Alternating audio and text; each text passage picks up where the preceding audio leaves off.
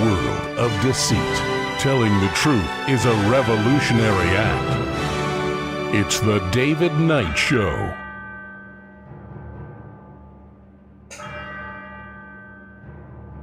As the clock strikes 13, it's Thursday, the 23rd of July, year of our Lord 2026. Well, we had a major event yesterday. We had the House take the next step for a $1.5 trillion annual war budget and also to merge us with Israel. We're going to take a look at the details of that and how it would work if it gets through the Senate. And we're going to take a look at who has betrayed us on this as well. Is Israel our friend, or are we in an abusive relationship in this foolish entanglement, in this farcical war? That's what Ratcliffe, the CIA director, said about it at the very beginning. And we're going to find more amazing tales of surveillance police state here. And Israel is right at the center of that. They've been given a seat at the table, or maybe we should say a seat at the camera for this as well. And when we look at the economic chaos that Trump has done in terms of a global economic war, there's yet another financial alarm that has gone off, even as Kevin Warsh at the Fed is trying to hide inflation by changing the yardstick. I don't think that's going to work. We'll be right back.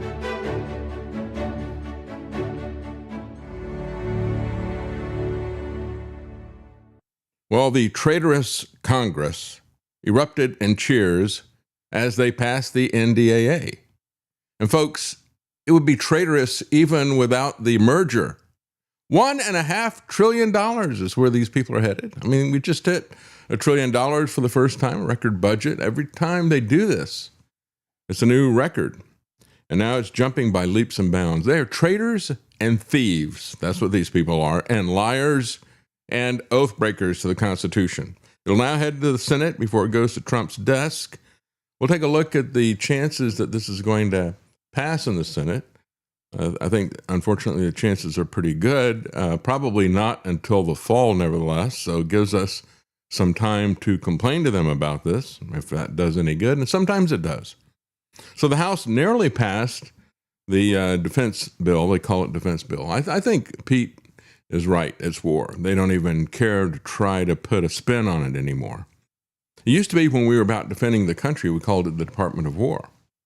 When it became about war, they called it the Department of Defense once they created the national security state and made the U.S. military the world's policeman under Truman as he was creating the CIA, the NSA, and all these other issues, and created the national security state and all this stuff that we have to have a secret government because you can't know anything that's happening. Well, now we're simply war. We're simply the Department of Lethality. And so it integrates U.S. military tech and supply chains with Israel. Now, you may not think that that's a big deal, but actually it is. And there's been a lot of cooperation already, and there have been joint weapon systems that have been developed, but this is a completely different issue. It really is. Only 6 Democrats supported it. 7 Republicans voted no in terms of betraying this country. We'll give you their names in a moment here. So the guy who rammed this thing through put this in for Netanyahu, and of course there's been some release of information, Netanyahu thanking him for putting this bill through. Thanks for putting that through for us. Yeah. Well, this is Mike Rogers, who is the Armed Services Chairman, who is the lead traitor in all of this. He said, this is the true cost of American deterrence, and it's on its way to $1.5 trillion. And it's not deterrence. As a matter of fact, when you initiate a war against Iran, that is not deterrence either. Democrats oppose the measure over the unauthorized war with Iran, and it has been mostly partisan in terms of the alignment with it. It's interesting to me that, and of course it does help her, unfortunately, in terms of running for president, AOC, Alexandria Ocasio-Cortez. And right now her cortex is working because she's opposing Israel. That's going to help her in the general election. And we look at it, it's another situation like Mamdani. They can people are so fed up with a government that has been taken over by a foreign government, which is so obvious at this point. It's not even open to question. They boast about it. Both sides do. They boast about being their servants, and the people who have taken them over boast about how they own Congress. And so that's not even a question anymore. People are so sick of this. That really helped Mamdani. And then, of course, they're attaching their socialism. That comes as part of the package. You know, when it's almost like you don't get to choose these issues one by one, do you? It's as if you went to the grocery store. And I remember when Boris Yeltsin came to the U.S., and he went to, I think it was Houston, and they took him to some places where he could see the retail grocery stores, and he was just amazed at the variety of stuff that was there. How do you choose between so many different choices on one particular item that you have here? He thought it was amazing. Oh, we must have this in Soviet Union, right? Of course, it wasn't Soviet Union at that point in time anymore. But when you look at that and look at the choices that you have, that's not what you get when you vote. When you go to vote, you've got a choice between two grocery carts. Each of those have been filled with garbage from the Republican Party or the Democrat Party, the actual party itself. So they throw in a bunch of garbage, and it is a mixed bag, isn't it? That's why elections are such a losing cause. The only way that you'll ever have any effect on what is happening in this country, really, is to organize around a single issue. If you organize around one of these people, they are owned by so many different interests, especially foreign interests. You'll never be able to get the one thing that you want without having to buy all these other things as well that you do not want. So Thomas Massie and Ro Khanna, who worked together to try to get the Epstein documents released, worked together to try to get this one item that was bundled in with the NDAA. They tried to get that released separately so they can have a separate vote and discussion on it. But actually, you had Mike Johnson, who made sure that did not happen. On July 14th, the Senate rejected cloture on the motion to proceed. I covered that before, and first you look at it, it's like, okay, they voted 50 to 46 to give Israel control over America. But the reality is that they needed to have 60 votes. And so it has still not passed the Senate, although it has now passed the House. With the House scheduled to leave Friday for recess that'll last through the end of August, any eventual conference negotiations are likely to be pushed into the fall. But it's become the single most watched line item in the entire package, and yet Mike Johnson will not allow it to be considered separately. He knows that it's going to be difficult. They don't want to go on record openly betraying the American people, even though they did. He wants to bundle it with this other stuff. Say, well, we must pass it because we've got to fund the defense industry. So what will it do? It will designate an executive agent inside the Department of Defense whose mandate is to expand and to accelerate joint research development, co-production, and industrial integration with Israel. As Thomas Massie points out, it's much worse than it sounds. Wanted to share one thing at a time. Let's say, we wanted to collaborate on missile defense systems. I think that's fine. The president can do that, just by virtue of controlling the military. But what they're doing here is legislatively, they are appointing a person. I joked that this person will eventually be a cabinet member, but right now it's a lower level position, who will be in charge of the integration. And that means that this project will have a lifespan that outlasts the commander-in-chief. Regardless of who the next president is, this provision lasts forever. And it's in the National Defense Authorization Act. It's coming to a vote. A lot of people have, saw this. I saw this back in June and offered an amendment. By the way, there are 1,400 amendments that have been offered to the National Defense Authorization Act here in the House. My amendment was amendment number 2. I was the second person to offer an amendment to the NDAA, and that's because I saw this troubling provision in there. Now, what they've decided to do is they've decided to block my amendment. So there will be no vote and no debate on Section 219 and whether it should be in the NDAA or whether it should not be in the NDAA. Isn't that amazing? Just ram this thing through. We are going to do what we want to do. This is, this kind of concentration of power, this kind of high-handedness, basically taking away the right to vote of Congress. Why are we talking about the Save America Act? There's so many different ways that they rig the elections. And then even after the election, they rig the voting in Congress. If you want to save America, get rid of Mike Johnson. That's what you want to get rid of. People like him. People like Nancy Pelosi. When Nancy Pelosi started doing these types of things, everybody opposed her in Congress. They said it was outrageous, and it was. They criticized it, but then when they got power, the Republicans acted just like her. We don't want anybody. Remember we had that big discussion in Revolta with Thomas Massie and Chip Roy and Marjorie Taylor Greene a couple of years ago over who was going to be Speaker of the House, because they fought to take back some of the power that had been taken away by leadership in the House. So no, you don't get to vote on even this amendment, even though this is the most controversial and most watched thing. Mike Johnson's going to take away the ability to do that. So you don't have, folks, any kind of representation in the House, regardless of what happens at the election. As I said before, yeah, we don't want to have this vote by mail, and we don't want people to be able to vote without any ID at all. It doesn't mean that you have to have a digital ID. You just have to have some kind of an ID like you'd show to cash a check or something. Remember those when you cashed checks at the grocery store? Anyway, I'm dating myself here, I guess. But when you look at what they're doing, they rig who gets on the ballot. They make sure there's no third parties, no independent candidates. They rig the debates, excluding anybody except the Republican and Democrat. Then they've got electronic voting. They got vote by mail. They've got vote without ID. They got all these other things. And then when you finally get an answer, I forgot the gerrymandering, right? They pick the voters based on how they want to allocate the power in a state between the two parties.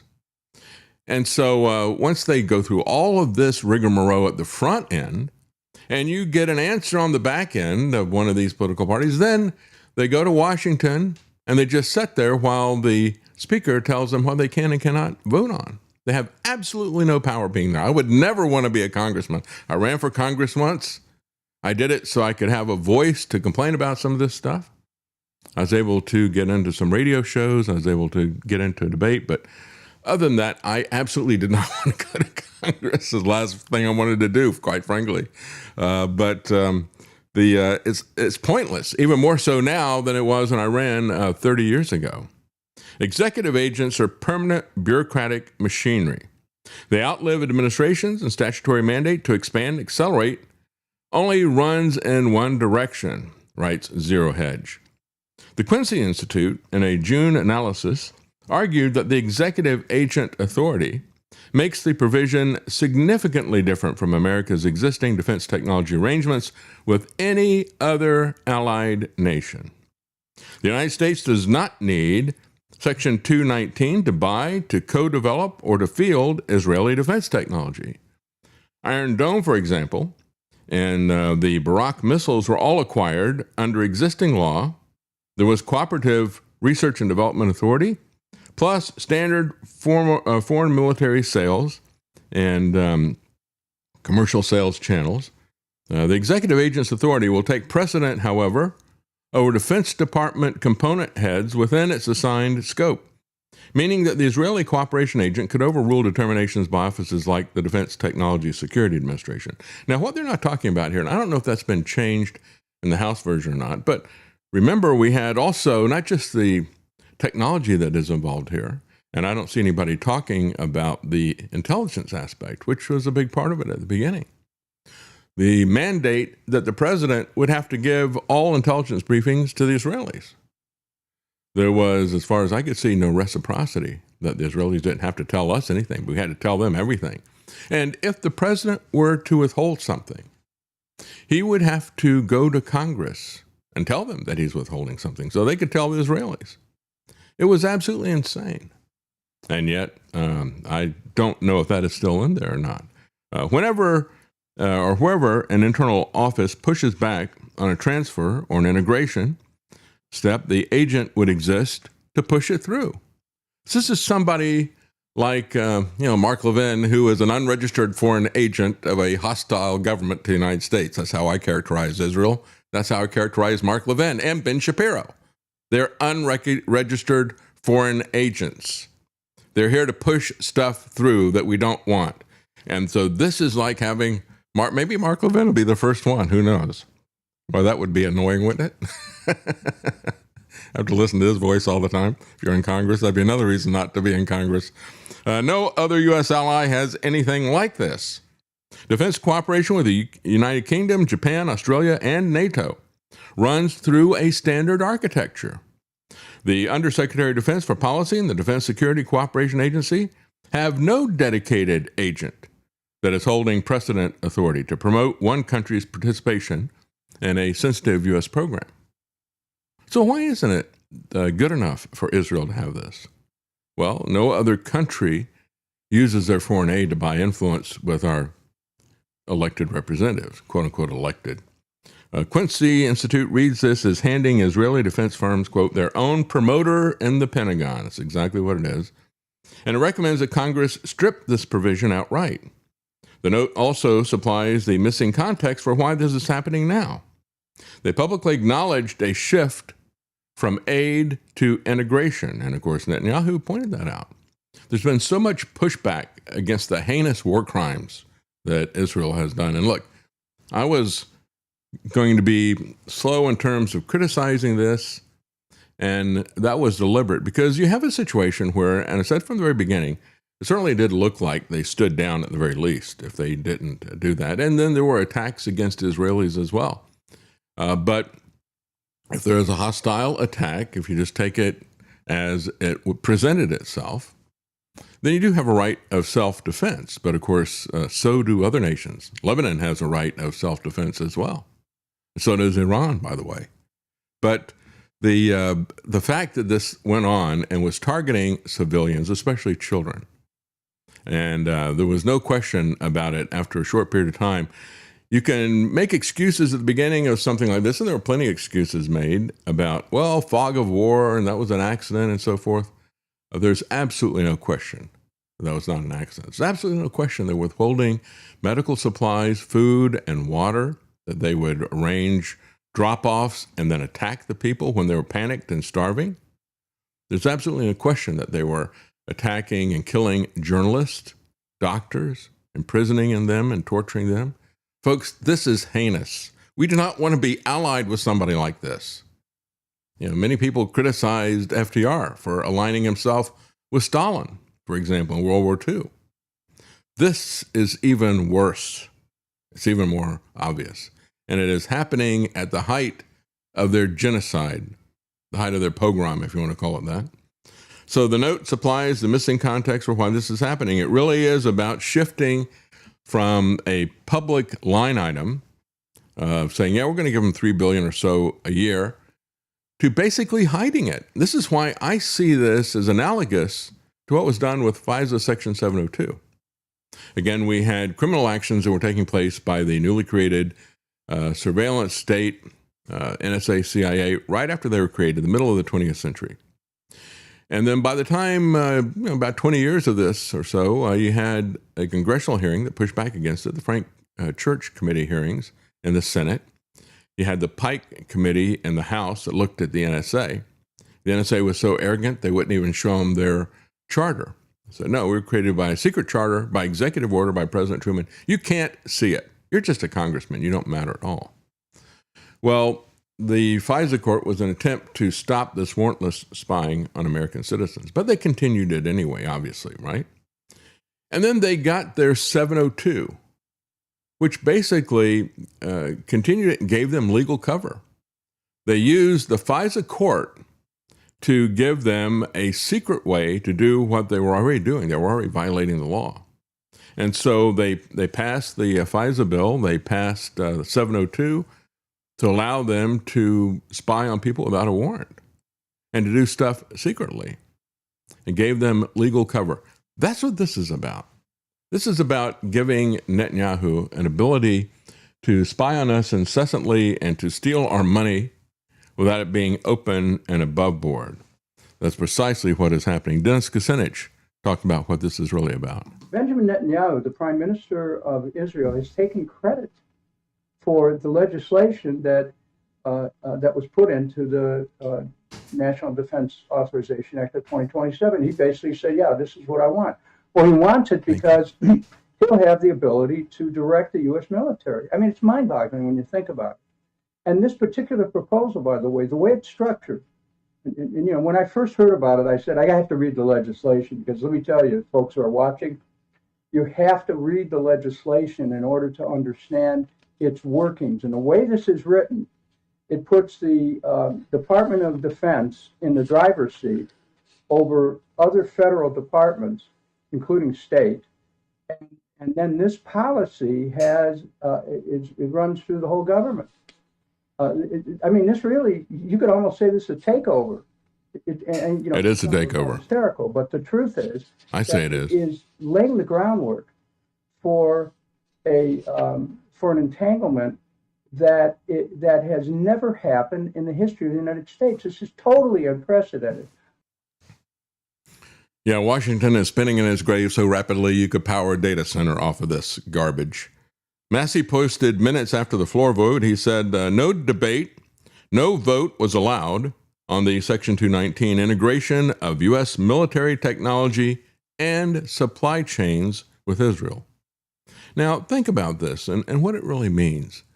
If we have our supply chains integrated with them, don't they have yet another vector to control and to blackmail America with? I mean, it's not enough to have Jeffrey Epstein. It's not enough to have all your millions of dollars from AIPAC. Now they have a tremendous leverage over us in terms of our supply chains for our own defense, as well as the commercial aspects of the military-industrial complex. Marjorie Taylor Greene said this will be the most watched recorded vote in modern times.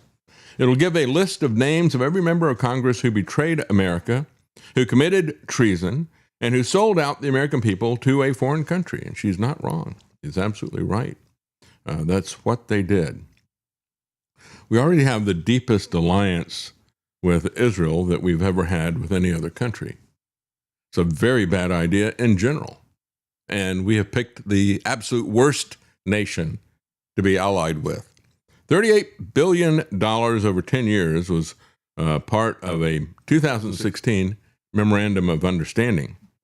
$3.3 billion annually in foreign military financing, plus $500 million a year for missile defense. Why would we do that? Doesn't make any sense. It is not in our interest. We have not, of all of our quote-unquote allies, Israel is not our strongest ally, our strongest friend. They have betrayed us. They have spied on us. Just look at Jonathan Pollard. Not only was he a traitor and a spy, and he did it for many countries, not just for Israel, but the stuff that he turned over to Israel, they used that to expose American military personnel to risk and death in order to get the Soviet Union to ease up on allowing Jewish immigration from Russia to Israel. That's all they wanted out of it. And they betrayed us for that. The USS Liberty, and on and on. We could talk about how Jonathan Pollard boasts about how they blackmailed the United States into giving them weapons in 1973, saying if we didn't do it, they were going to nuke Egypt. Well, there you go. Those are the people that we definitely want to be allied with. The people who are running what many people in the intelligence agency say was the most damaging spy ever, Jonathan Pollard. Yeah, let's make an alliance with those people. It is treason. It is treason. The hardware already flows both ways. Iron Dome is produced by Israel's Rafael and America's RTX. The U.S. Army bought 2 batteries of its own. The Marine Corps fields an interceptor derived from it. Section 219 does not start this trajectory. However, it codifies it, it staffs it, and it gives it a permanent owner and an executive. Think about that. That's why I said before, it reminds me so much of what they did with FISA and particularly with Section 702. After they were caught spying on Americans, I remember Michael Hayden saying, oh, that's no big deal. We have such a safe haven under 702. I can do any of this stuff and more. Yeah, he would know. Former head of the NSA, former head of CIA. So what would America be giving up when its defense industrial base is formally fused with a foreign state? This is from Zero Hedge. They point out, first of all, we lose strategic autonomy. It's going to entrench Israeli technology inside of the U.S. defense supply chain in a way that shields the relationship from an annual appropriations process. So it also, as I point out, that creates another blackmail vector as well. We're going to be integrated in your supply chain. Well, we can break that supply chain. It escalates the coupling. Does the next conflict automatically become an American production commitment before Congress even votes on anything? Think about that. We have a situation now, instead of declaring war through the Congress, that's another thing that's been taken away from them, just like their ability to even vote. You see that happening with Mike Johnson. So we don't have a vote in terms of going to war. Would this be a commitment to drag us into war? And before you say, well, no, we can't be drug into crazy things like that with some kind of a foreign commitment, something's not even a treaty. It should be treated as a treaty, by the way. It should require a supermajority. But we've seen this game played before. Just look at the Paris Climate Accord. Oh, yeah, you're going to have to shut down your power plants because you've had John Kerry and Barack Obama self-ratified a treaty. The two of them just did it. Well, you don't like Trump being able to declare war. I don't either. How about if we get drug into it by Israel then and have to have a Zionist puppet in place? Then, of course, there's the shortcut around the Constitution and why they put things about having a vote on war and why not in the Constitution but elsewhere. They warned us about entangling alliances, why they made it very difficult to pass a treaty because that's basically where entangling alliances come from. And it's why this should be treated as a treaty. It should be treated as a treaty and as treason as well. And then you have industrial priorities. America First argument would hold that marginal dollars and engineering talent should be used domestically before deepening integration offshore with anyone. Wasn't this the whole idea that Trump had that he sold everybody? He said, well, we got to have terrorists there because we have to be Fortress America. We have to be autonomous and independent. So let's control things at the border so we develop things internally and we don't have to worry about dependencies on other people. Well, this creates massive dependencies by design. And then a concentration risk. It raises export control, counterintelligence, and single point of failure questions.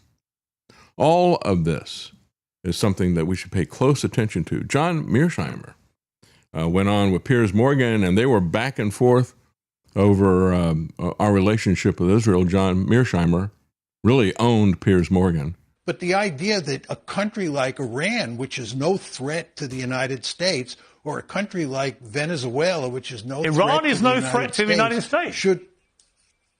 No, it's not. Why is it a threat to the United States? Well, maybe because the Ayatollah has repeatedly threatened the United States publicly. He can repeatedly threaten the United States. Shake his fist in the air. Blue in the face. Who cares? The question is, does he have the military capability to do harm to us? Well, they've had the military capability. If it wasn't for the... But what they have done, they funneled a huge amount of money into propping up terrorist organizations all around the Middle East, all of whom are wedded to the obliteration of Israel, which is here's the America's main ally in the region. This is why we have this there. A lot of interest, mutual interest. We have to shed American blood and money to protect Israel. And so, yes, they represent a threat to one of America's main allies and to Americans who live in Israel, for example, to American service people who work with Israelis. Of course they do.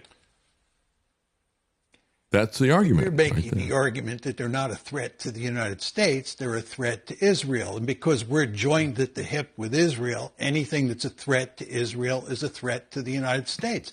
I don't buy that argument. I don't either. And now we are going to be Siamese twins with them. We'll be right back. Stay with us.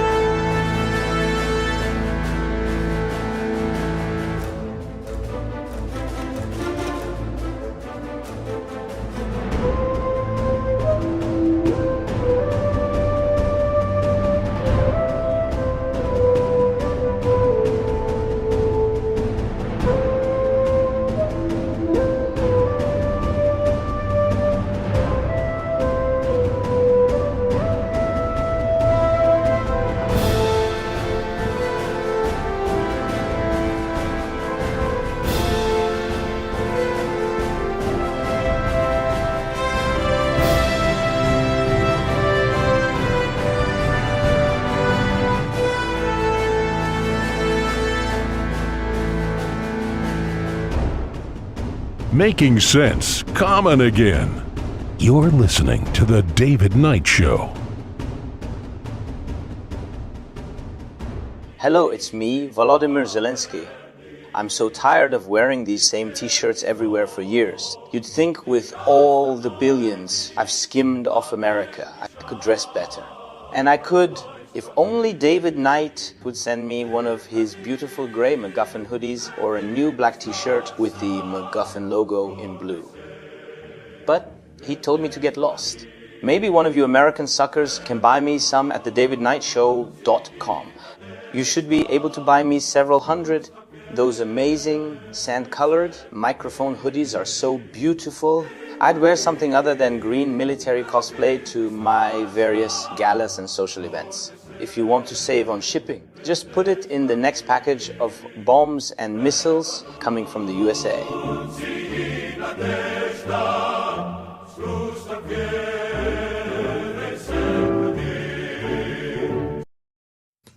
Yeah, when we look at this, again, that argument that Piers Morgan was making with John Mearsheimer, absolutely fallacious. Any threat to Israel is a threat to us. No, it isn't. No, it isn't. And we're not even talking about a situation where Israel was attacked by Iran and we came to their aid. No, it's just they're making threats against us. Well, you know, we had a very long Cold War, didn't we? And as bad as NATO is, we didn't get drug in, and they did not demand that we invade and attack Russia before they attack us. I mean, this all goes back to the prisoner dilemma, where they war game this, and it is idiotic and immoral and illegal to start these wars. But that's what Israel demands. As bad as NATO is. Of course, you do have people like Lindsey Graham and John McCain who do want to initiate force against Russia, but they want to use Ukraine as a surrogate. Israel wants to use us as a surrogate. They want to spend our blood and our treasure in it. Let's take a look at some of the comments. We've got a lot of comments here. Radis Bro, thank you very much for the tip on Rumble. Appreciate it. He says, it also gives Netanyahu control of our military, where he can treat troops and their lives like game pieces on a board. Well, that's absolutely true. And when you look at what Trump is doing, it's absolutely true that is the way he views the troops. He sees them in the way that Kissinger is reported to have said, they're just animals, right? We don't care. You're their livestock when you sign up for that. Thank you, Anigos Sanita. Thank you very much. He says, since Israel isn't part of NATO, I wonder if this will force NATO to push the U.S. out so we can go to war with Turkey. A lot of people have said they think that is something why Trump is picking fights with people in NATO, because he wants to get out of NATO, because Israel wants to get into Turkey. It's part of their greater Israel project, of course. Or if this will force NATO to now defend Israel by proxy. Who knows? And it's such a tangled web, isn't it? Handy, good to see you, Handy. He says, just a reminder, the Trump shot is still doing its magic. We lost a 24-year-old from our gym to sudden cardiac arrest a few days ago. Just got the news yesterday. Yeah, it is still working its magic, and we still have, even though we got RFK Jr. in place, the CDC has just announced they're going to spend $1.25 billion to buy more of this poison from Trump. And I say from Trump because, folks, you get mad at me. So many people got so angry with me when I'd call it the Trump shot on social media.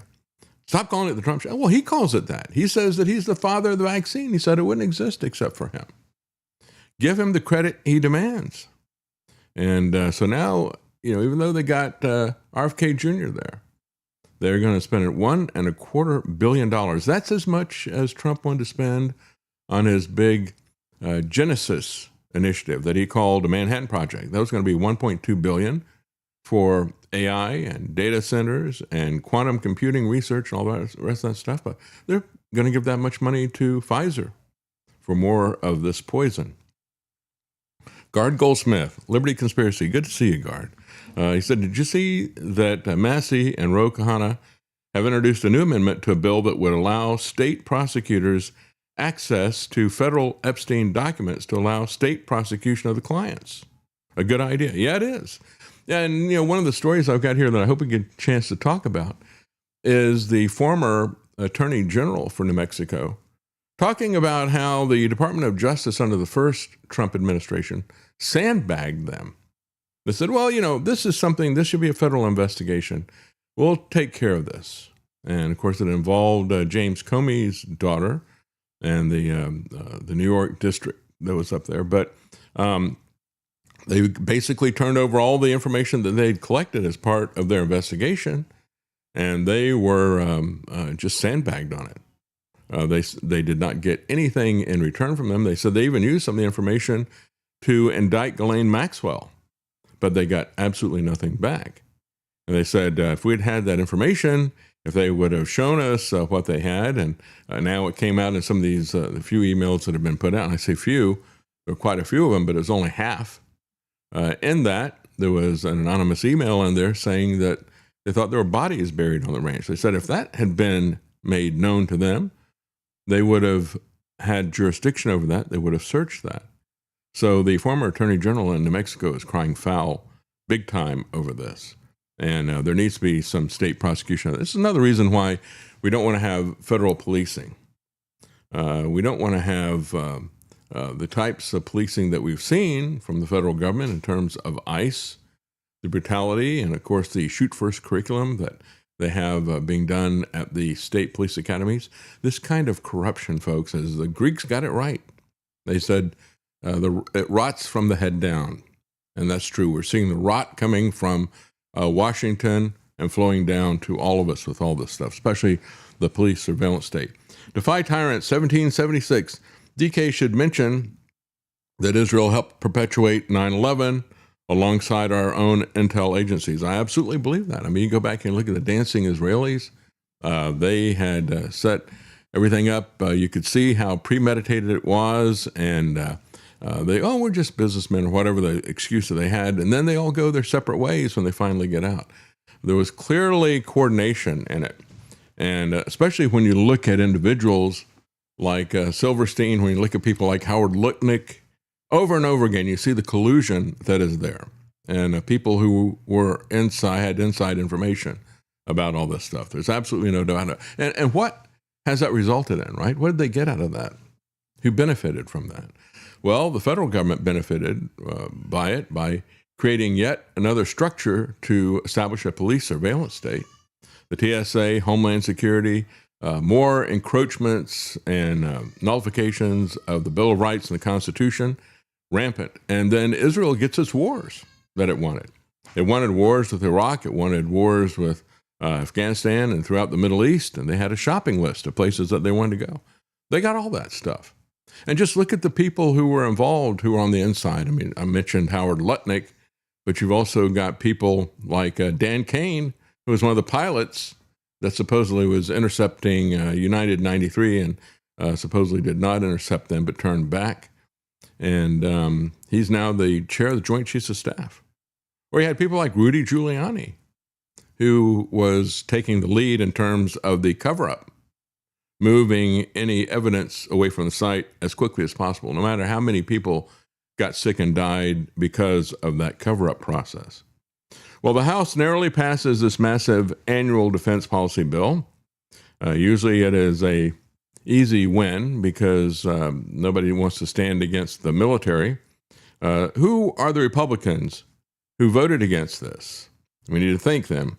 Josh Breachin of Oklahoma, Tim Burchett of Tennessee, Eli Crane of Arizona, Harriet Hageman of Wyoming, Anna Paulina Luna of Florida, Thomas Massey, and Chip Roy of Texas. So, unfortunately, there were 6 Democrats who went the other way and voted for it. And so,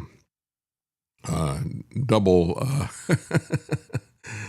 down our criticism of them. That's the way this always ends up happening, though. Yeah. They have the people on each specific side. They've got people that they empowered that they know can't support this if they want to maintain any support from their base, so they get to vote the way their base needs them to vote in this case. Mm-hmm. And then they have just the right number of people on the other side come over to flip it anyway. You're right. It's very carefully orchestrated and manipulated by the political parties who are the real power base here.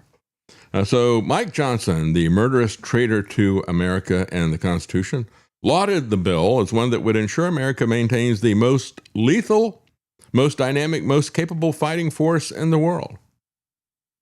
Is Mike Johnson pro-life? I ask you that question seriously. Because, we have seen the head fake from Mike Johnson and Donald Trump about funding Planned Parenthood. They made a big fanfare about taking the money away from Planned Parenthood, then they secretly restored it to them. In so many different ways, as more than one way they did that. And, and I've said, when we talk about abortion and pro-life issue, Karen worked for a pro-life organization about 40 years ago, and I said, what they really need to do? They need to work on getting better ultrasound imaging.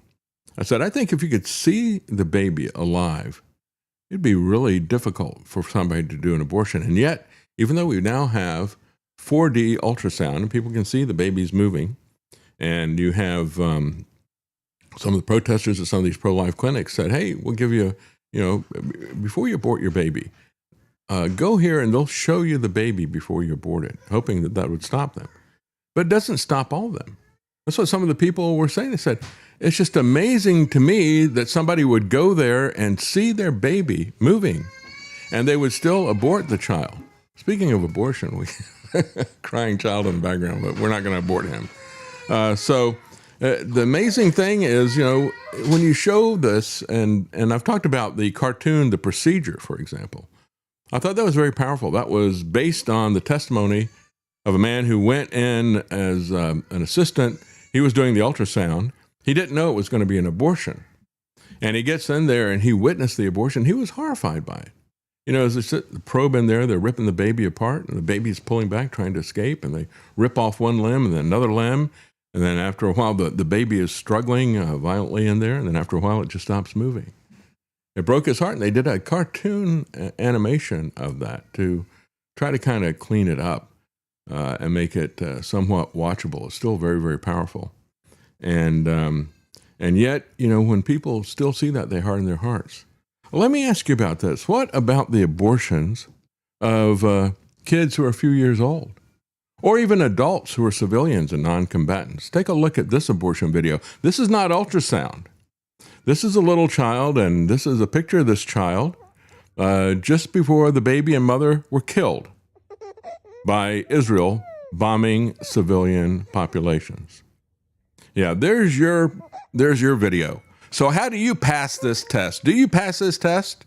Or are you like the parents at the abortion clinic who go back and take a look at their baby and still kill it? Will you still support this kind of murder and genocide when you can see the baby there looking at you? That's why Mike Johnson and the GOP is not pro-life in any way, shape, or form. You don't make a big deal out of stopping an abortion, which you should, and then go out and endorse wholesale murder of civilians and children anywhere, whether it's in Gaza or whether it's in Iran or whether it's in Venezuela. You don't endorse that and call yourself pro-life. What a bunch of hypocritical frauds and murderers. People like War Pete, who names the name of Christ, and he is one of the biggest reproaches to the name of Christ I've seen in public in my life. The rising death toll among U.S. troops engaged in this conflict has shown further that Trump doesn't care about the troops either, as a matter of fact. And when you look at the loyalty that we get, whether it is from, we're going to merge our military with Israel. How is that working out? Take a look. You had one person indicate how many kids, could they move him into another part of the house? Okay, so when you look at the number of American Jews, for example, serving in the American Army versus the number of American Jews serving in the IDF, the Israeli Defense Force, you have 23,380 American Jews in the IDF, 15,000 in the American Army. How's that for loyalty? Well, it's about 1.5 times the number of Jews in the Israeli Defense Force than would fight for America. What about Britain? Well, Britain has 2,069 British Jews who are serving in the Israeli Defense Force, but only 180 of them actually want to get into the British Army. When we talk about Canada, 1,542 Canadian Jews in the IDF, only 680 in the Canadian Army. They will defend Israel, but they're not interested in defending the country that they live in. that perhaps they have dual citizenship. And this is something that is really relevant when we look at the merging of Israel and the United States. Where does their loyalty lie? I think it's pretty clear. You have, they are 1.5 times more loyal to the U.S., to Israel than to the U.S., 11.5 times more loyal to Israel than to Britain, 2.2 times more loyal to Canada, and 14 times more loyal, of course, to Israel than to Germany. And when you look at this, as many people point out, Dennis Kucinich was saying, yeah, it's not a merger, it's a takeover. It's absolutely true. And, you know, they have a system internally where they identify people. And remember that Palantir is heavily Zionist. Alex Karp is Jewish, and he loves doing all this stuff. Israel, I think, is his first priority as well. They have a program called Lavender that they go after anybody who criticizes the Israeli government, any political prisoners. And so what's going to happen once they get access and have a seat at the table of the police state surveillance here in America? Well, I'll tell you what's going to happen, because they make no bones about it. Here is Lauder, who is the father-in-law of Kevin Warsh, the guy that Trump put in as the chair of the Federal Reserve. Now, Lauder is the heir of the Estee Lauder fortune, the perfume company. He is also president of the World Jewish Congress, and he has made no secret of his contempt for anybody that doesn't serve Israel, anybody who questions what they do, anybody who opposes what they do. Here he is talking about what needs to be done. Any candidate running for a seat in this building, whether for Congress or Senate, whose platform includes anti-Semitism, we will target them as they target us. You need to be registered as a foreign agent. We'll start a fund to help their opponents. We cannot possibly sit by and let anti-Zionists determine our future.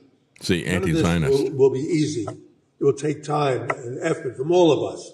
And Jews cannot fight this fight alone. Frankly, we shouldn't have to, because this is not a Jewish issue. It's a democratic issue. It's a moral issue. No, free speech is a democratic issue. You want to shut down free speech. You and your ilk have taken the lead in terms of trying to openly destroy the First Amendment. That's what's really happening here. And they make no secret about it. Just like you had the unregistered foreign agent, Mark Levin, say, yeah, we cancel Pat Buchanan, we can cancel Tucker Carlson. He doesn't care about free speech. He only wants to destroy his enemies. Get them before they get you. That's the approach that they take. And when you look at these people, Brendan Carr, he is the guy who is trying to shut down free speech at the FCC. As one listener pointed out to me, and it is true, his wife is an executive at Palantir. It's all kind of like a little interconnected club, isn't it? Very, very tight. All these people is like looking at a Charles Dickens novel where everybody's related to everybody else, but it is a club and we're not in it. And it's not a club of, it's not Semites. You're not anti-Semitic if you criticize the government of Israel. You are anti-Zionist. And that's what he said at the end. First, he starts with a cover story. Oh, we got to punish all this anti-Semitism, racism everywhere. Then he comes back and says, well, if you're anti-Zionist, if you're against their political foreign government, if you criticize what they're doing, then that's what they call racism and anti-Semitism, and they want to punish you for that. By passing the NDAA, says Kentucky Statesman on X, Congress is handing the keys to the one big beautiful bill that funds all the AI data centers, all the military drones, the centralized database that Trump had Palantir build. They're handing all that over to the IDF so they can control it remotely from Tel Aviv. Any guesses as to what's going to happen? Look at what they have done in terms of campus protests against the Gaza genocide. Yeah, we're going to make sure these kids never get a job. You know, they may have gone to an Ivy League school, paid the big bucks, so they've got connections, but we're going to make sure we got connections too. We're going to make sure these kids never work anywhere. That's the way they do this. Now, the The U.S. Israeli Defense Cooperation, as he points out, is theft. You want to know what the future looks like? Take a look at the Iron Beam. Israel's Iron Beam was U.S. technology called Tactical High Energy Laser, THEL. It was transferred to Israel under U.S. cooperative terms. They're going to do the same thing as well. And by the way, they stole our nuclear technology to build their nuclear bombs in the first place. So while we look at their tools of control and surveillance, let's take a look at Flock. And just remember, as many people are starting to point out, Flock is starting to get deflocked in a lot of different places. But the people who are rushing in to do the same function is Axon, the people who created tasers. They've been selling stuff to cops for quite some time, and they sell them most of the body cameras that they have. They even proposed having drones with tasers on them to be used in schools, presumably not against the students in general, but against whoever is doing a school shooting. They got a lot of pushback because of the obvious potential for problems with that. But Flock will tell you that you have no reasonable expectation of privacy in public, but just try to get some of the information of what they recorded. No, they have a law that makes that private. So they have privacy with their data. You have no privacy with your data. They will grab your phone and anybody in your car's phone to help identify who you are, who that car is as you're passing by one of these things, but you have no privacy whatsoever. And of course, you can be framed by Flock as well. Here's an example of someone that had that happen to them. We have cameras everywhere in that town. You can't get a breath of fresh air in or out without us knowing. Chrisana Elzer learned the power of Flock firsthand. You were in town from 11:52 until 12:09. Exactly. Like I said, nothing gets in or out of the town without us knowing. This is a cop confronting her. Police officer showed up at her door holding Flock snapshots of her truck. And here's when you left at 12:09. That's when you left town. To get? No, to stop at Ridge Trail.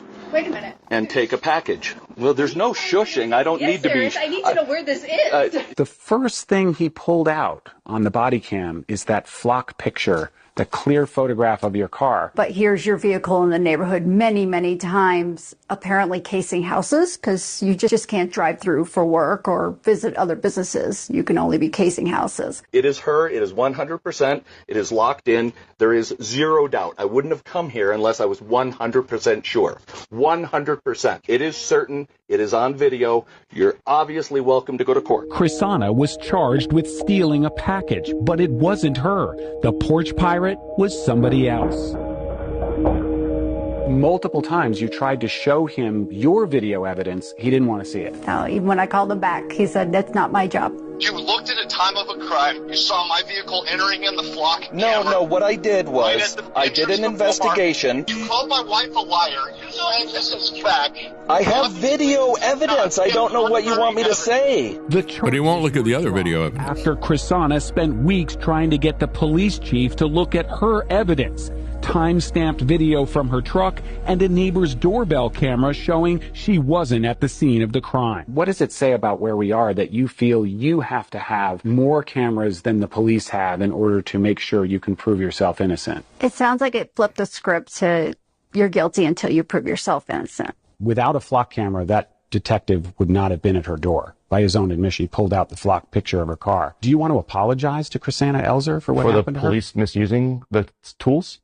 I don't think that I have to apologize for him. He wasn't charged with a crime. He wasn't, other than being reprimanded for his attitude. Sure.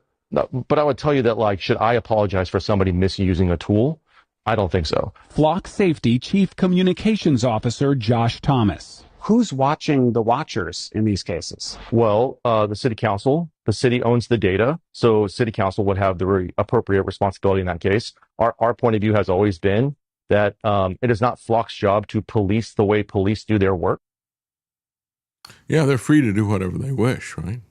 And, we talk about having a camera in your car. That's always very useful, especially if you have an accident, because now you've got a witness that shows, who was where and where the cars were when the accident occurred.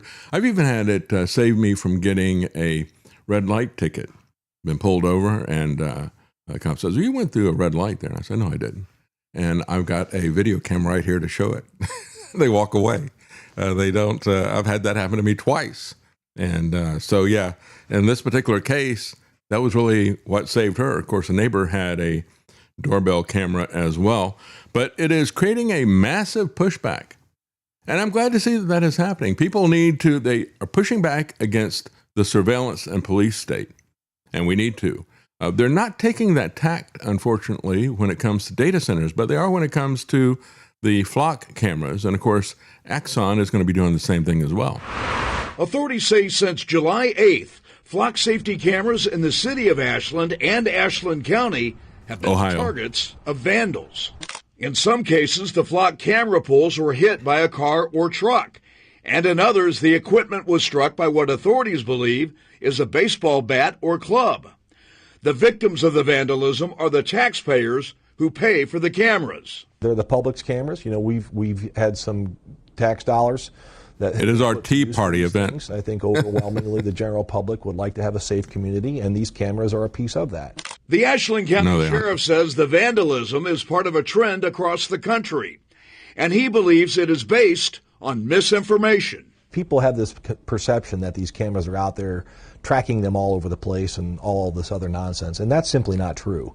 It absolutely is true. License plates, and then we read the license plates. You've demonstrated that. Data that we input. If we're looking for a specific plate, we look for the plate. Or if there's a wanted person attached to it, or if there's a missing person attached to it, or somebody that's in harm's way, you know, we look for that data. Investigators say, ironically, they are using the flock safety cameras in their effort to identify those who have been damaging the cameras. So they leave from damaging our camera and drive by another one that maybe they didn't know about, or go to another county or whatever. So, you know, yes. There's a website for that to help you. Could help us catch the individuals responsible for damaging our own cameras. Once the vandals are brought to justice, authorities intend to seek restitution to repair or replace the cameras that have a value of up to $3,500 per unit.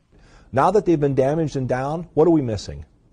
How many people are coming through that may have been missing or that have been wanted? Victims need their justice, and now that those cameras are not there. This is sloppy police work. These are people who don't want to do the hard work, and instead what they want to do is they want to create a police state to make it easy for themselves. And we've seen the police abuse this. You just saw that report there. We've also had a situation where a guy stalked a woman, put her on the hot list, said, "Let me know wherever she is." And he nearly had several head-on collisions on the Key West Bridge, chasing her down. We're going to take a quick break, folks, and we will be right back. Stay with us.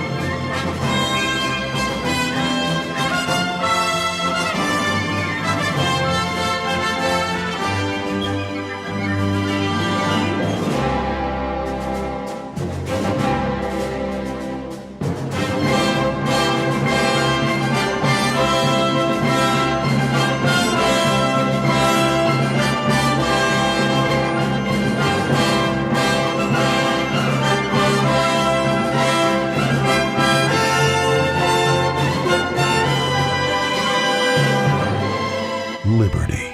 It's your move. And now, The David Knight Show. Well, welcome back. And again, when we look at what is happening with Flock, there are 53 cities that have ended their contracts with Flock so far. But of course, there's another company that is ready to jump into the fray as well, that people may not be aware of. I would just say, though, the problem is, I showed this graphic the other day. This is what's happening in terms of the proliferation of flock cameras. Right there, there's just a few of them there. That's in 2024. Look at how rapidly this has metastasized like a cancer. When you see that many dots on the map of the United States, 53 of them being taken away doesn't make much of a dent at all.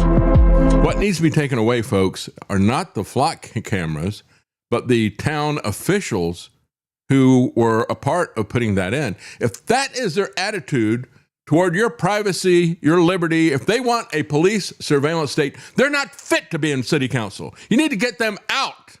That needs to be your first priority. Instead of cutting down these poles, cut them out of their elected office. Run against them. Create a coalition against them. I've seen this type of thing happen for issues that are not nearly this important. That is really what needs to be done. You got to get those people out of office. They are unfit. It's un-American what they're doing.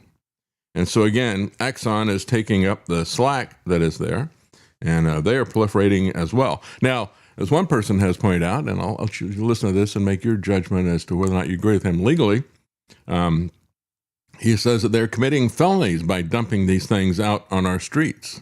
All right, guys, I've been doing some homework on the flock cameras, and here's what I found. If they did not go to city council, if they did not run this through your proper authorities in your town and had meetings on this, public input, and the whole nine, they are illegal. They are committing a felony. Public input. Them in your town without the people's consent, and you can actually get them removed. And a lot of towns I've seen are actually reversing their contracts with them, or their contracts are expiring, and they've decided not to renew them. But they are flooding the zone with the flock cameras, and it's not for your public safety. And two things before you go. One, Facebook, I've seen a lot of ads from all the police departments. It's like Operation Mockingbird, where they're trying to say, wow, how great flock cameras are. Total nonsense. It's a psyops. Secondly, you can go to deflock.org and you can see if these things are in your neighborhood, and you can also check and see if maybe you missed the city meeting, but I doubt that you did. They're sneaking these things up, and it's all for a reason. Another reason why they're building the data centers at breakneck speed, okay? I'll have a video on this stuff coming up, but I just want you to know, if they put this in your town, you can have them removed. There's some verbiage that you got to use, and you can present it to your people. Otherwise, stay tuned. I'll have that information for you. But they are a felony. They're committing a felony, dumping these things all across America. Stay vigilant out there. Remember, the most capable hand is at the end of your wrist. That's right. And when we look at these things are the eyes and ears, and again, in many cases, the ears, because they did attach audio to many of them. They're the eyes and the ears of the data centers, which are surveillance centers. You need to understand that's what they really are. Stop calling them data centers. And there's a massive pushback against that as well. There was a big protest that one group tried to organize across the country in many, many states all at once. Unfortunately, they're really coming at it from kind of a leftist point of view. They point out that there's a lot of people who are conservatives who hate this stuff as well. And so it transcends party lines at the grassroots level. But the people who are organizing this stuff are, for the most part, people coming from the left, and they are organizing the opposition to these things based on what it's doing to electricity costs, based on what it's doing to water supply, to noise pollution, what a horrific thing it is to live next door to some of these so-called data centers. That's not going to be an effective strategy. I played Matt Trujillo's, he did a sermon about that, as a matter of fact, to his congregation, talking about that, because, folks, this is really an issue of where the rubber meets the road here in this country. It's a vital issue. And, of course, he is the one who I've interviewed him many times about his book about Defy Tyrants, is the name of his website that's there. But it's the Lesser Magistrate, and how when the people at one level of government defy the rule of law, defy the Constitution they swore to uphold, it needs to be enforced by a lower level of government. And that's exactly what needs to happen. We've got to get these people out of office at the local level who are doing this. That's where the rubber meets the road. And what is happening is, as you point out, a lot of cases they don't hold any public meetings. And that's the basis for getting some of these things overturned, depending on the laws in your jurisdiction. But they don't hold any public meetings. As a matter of fact, people might see them breaking ground on a data center. It's like, what is that about? I don't know. Is that a shopping center or something? No, it's something much worse than that. don't build shopping centers anymore. We don't want bricks and mortar. But then they find out that there was never any mention about it. There was never a public meeting about it. Why? Because they signed a non-disclosure agreement, an NDA, with the corporations. When you've got corporations that are creating a web of surveillance and police state cameras and pushing, making a police state for profit, when you have these types of corporations doing this and colluding with local officials to do it secretly in a hidden way, where do you think that's going to lead? It must be opposed. Absolutely has to be opposed. And so let's talk a little bit about opposition, for example, to the war. Gerald Celente, very disappointed for years, probably 20 years. He's been trying to hold rallies for peace. As he pointed out, he can't get any support from any of these rich people like Elon Musk or anyone else. They're making money from the wars. They don't want peace. He said, billions for war, but not a penny for peace. That's what you get from the people, typically. And the public is not really interested in it either. They're not going to be interested until they see it reflected in their pocketbook. They really don't care about people being killed. They don't care about murdering civilians in foreign countries. They don't care about American soldiers being sent to die and what murdering civilians does to them in their life as they have to live with that later on. They don't care about any of that. How does this affect my pocketbook? Well, it is going to affect our pocketbooks. Massey said there's still a base for all this. There's still Fox News that's on TV every day glorifying this war. I mean, I played the clip for you earlier this week.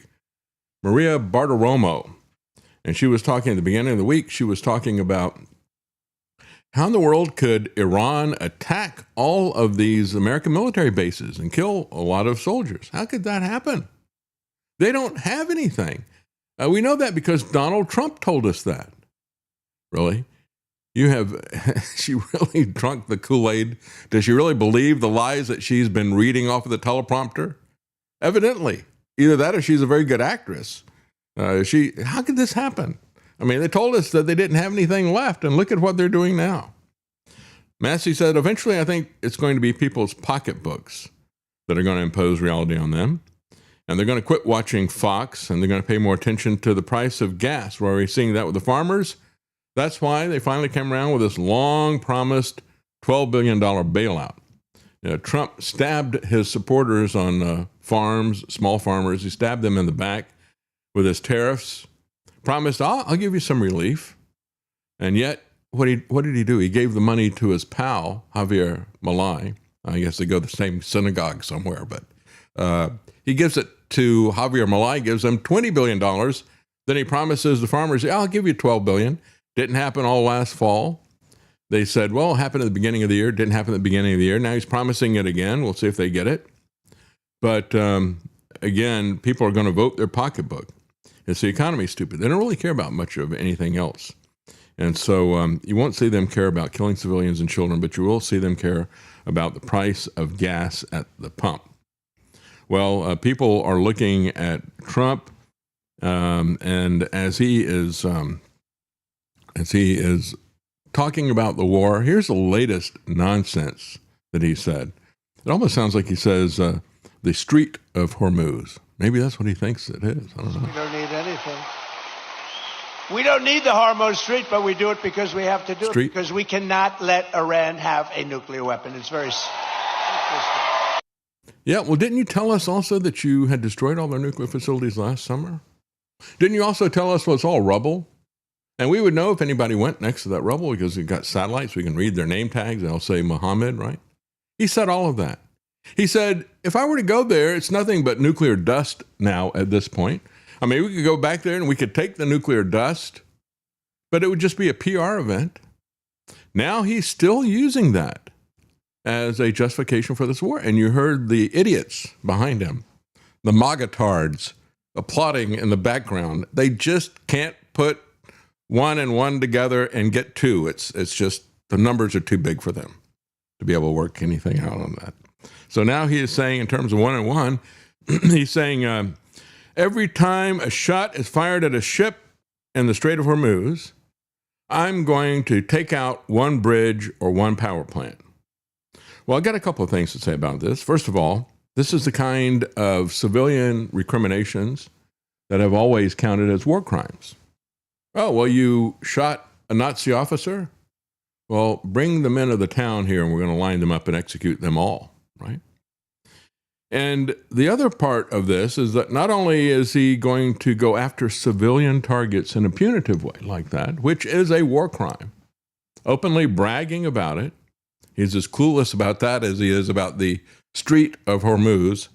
But he also doesn't promise to do that for every American life that's taken, right? What does that tell you? In other words, he's not even saying they have to hit the ship. They don't have to kill anybody on the ship. And he'll take out a bridge or a power plant for that. What will he do for an American life? Nothing. Nothing at all. So what about, and let's play a little bit of whataboutism here. What about those ships that you attacked near Venezuela, Donnie, you and War Pete? You attacked ships. You killed people. That was the purpose of attacking the ships, was to kill people. It didn't have any other purpose other than that. And then you even circle around and execute the people that are surviving that are shipwrecked. It is absolute murder or war crime, depending on whether or not you have legitimate war or not. You want to play that game. Is it a war? Is it not a war? You know, it's like some kind of a TV game show, right? Is it war or not a war? Well, you want to play that game. That is just makes the difference as to whether or not you are a war criminal or flat out murderer. You and War Pete. So you shoot at ships strictly for financial gain. As a matter of fact, there's $13 billion he's bragging about that have come out of Venezuela. Nobody knows where that went. That go to his family? Where is that money? People in Venezuela had a major earthquake. It cost them over 5,000 lives and $37 billion worth of property damage. They don't get that $13 billion. And who did get it? Don't know. It's simply piracy, robbery that he's doing there.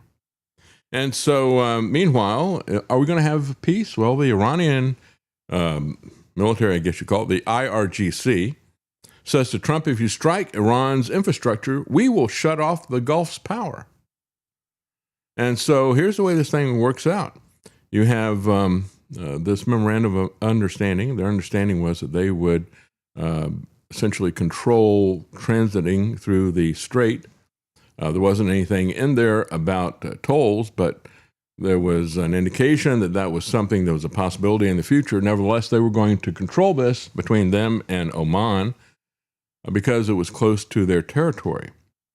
And so they were going to control the transit rules. And when they started shooting at ships that did not follow their orders, then this escalated to another level. And so 2 Saudi Arabian tankers in the Red Sea have been attacked by Houthi militants. So this is not something that happened in the Strait of Hormuz. Then Trump issues his ultimatum, saying, shoot at a ship and we will take out one of your bridges or power plants. Then Iran responds to that. This is the way the tit-for-tat escalation goes. They said, if you hit us, we're going to retaliate, and we're going to hit Gulf energy infrastructure if any Iranian infrastructure is attacked, saying it will cut off electricity among the U.S. Gulf allies. By the way, all of them are afraid to join in a coalition against Iran. They are concerned because they know they will become the target of it, but they're going to be the target of it anyway, allied with the United States. And then Iran claimed that the attacks on U.S.-linked targets in Bahrain, Saudi Arabia, and Jordan. So now we have Iran denying that there's any nuclear activity at Pickaxe Mountain. They call the U.S. claim a fabricated pretext for an attack. Well, I think that's right. I think it is a fabricated pretext for attack. It has been a fabricated pretext for decades, over 30 years.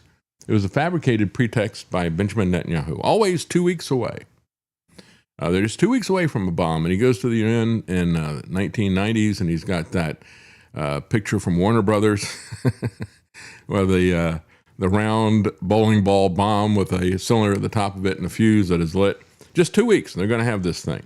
And he's been selling that kind of lie forever, and we heard that even picked up and parroted by Trump administration officials. It absolutely is a pretext. Either Trump was lying when he said he destroyed the nuclear facilities, or He's lying now. But he has told us over and over again, there's nothing there. I got it all. They can't work on it without us knowing about it. And if I were to go there and get the nuclear dust, that's why the phrase nuclear dust has become so prevalent, is because he's saying he destroyed everything. He bombed it to dust. I could go back and get that. It'd just be a PR event. So this is all just PR. All of us whining about nuclear power as well. So they don't care about children. They don't care about civilians. They don't even care about their own military. And as I showed you before, that abortion video, this child here, do you care? Are you pro-life? Do you care if a 2-year-old is killed? You claim that you care about it. You claim that you care about unborn children. Do you care about born children? Do you care about mothers? Do you care about fathers? Do you care about civilians? This is why, as Christians, we always said we don't start wars. We're not going to be the aggressors in this. We're going to be peacemakers, not warmongers. If somebody attacks us in order to defend innocent life, we will fight back. But we don't initiate aggression. That's why we are unequally yoked, folks, from a religious, moral, and ethical standpoint. We are unequally yoked, Christians, to Israel. Don't talk about Judeo-Christian values. They don't value Christ. They hate Christ, and they hate the values that he taught. They simply want to get whatever they want by any means necessary. Trump compared the Iran conflict's death toll, for example, of those of past U.S. wars, listing figures from Vietnam, Afghanistan, Iraq, Korea, alongside his own military actions. Do you understand what this is really about? Do you understand that if you're in the military, he doesn't give a fig about your life? You are nothing other than a piece of cattle to him. You're simply a way to keep score. Because they don't win their wars, they have a way of keeping score. How many bombs did we drop versus how many bombs did they drop? How many planes did we lose versus how many planes or ships they lost? How many soldiers did we win or did we lose versus their soldiers? That's how we determine whether we're winning or not, you see. It's simply playing a scorecard. And the lives of the military are just another thing to fit into their spreadsheet, as if you were an inanimate object like a plane or a ship. They don't care about the lives. He said, I call it a skirmish. We got a skirmish that's going on. A lot of people took him on about that. Marjorie Taylor Greene said Trump was bragging about only killing 18 U.S. soldiers. Gavin Newsom called him a disgusting little man. Well, he's right about that. I got to say, I don't agree with Newsom on too much, but I do agree with that. I don't know these little, though. It's pretty large. Trump was minimizing 18 soldiers who have died from his stupid Iran war, said Chuck Schumer. Again, I don't agree with Chuck on hardly anything, but he said it was beneath contempt. And I do agree with that. This is all just to keep score. You are nothing more than cattle to them, whether you're in the military or not. A conservative commentator, David J. Freeman, a Zionist, not a conservative, said, well, we want to win fast and we want to have minimal American blood. What is winning? And what is a conservative who supports a preemptive war, a war of aggression, a war of choice? What are you trying to conserve? Wars don't conserve anything. They're expensive. If all you care about is money, they're expensive for the country that's involved in it. It's always a lose-lose situation. It's like getting into a lawsuit with somebody. So he goes online by the name of Gunther Eagleman. And then, of course, you got Stephen Miller, the guy, the Zionist and the total authoritarian. This guy is always authoritarian on every policy that he talks about. And he begins by talking, first thing out of his mouth, 47 years. It's like, okay, stop right there. If you start telling people for 47 years Iran's been doing this or doing that, now what you're doing is you're simply lying to people. You're removing the historical context. It was 73 years ago, in 1953, that we overthrew their government because we didn't like their politics. We overthrew their government because they were going to nationalize the oil fields that were there. And we put in an authoritarian Shah somebody just like Stephen Miller, for example. And he had a horrific military police state there, the Savak, trained by the CIA and Mossad, the usual suspects, the same people who did 9/11. The most expensive skirmish ever, said tennis star Martina Navratilova. She said, hey, Donnie, people do not die in a skirmish. You had Bill Kristol, who typically never saw a war they didn't like, but of course, he is adamantly opposed to Trump, and so he's just saying this simply because he opposes Trump, not because he opposes war, but it's true.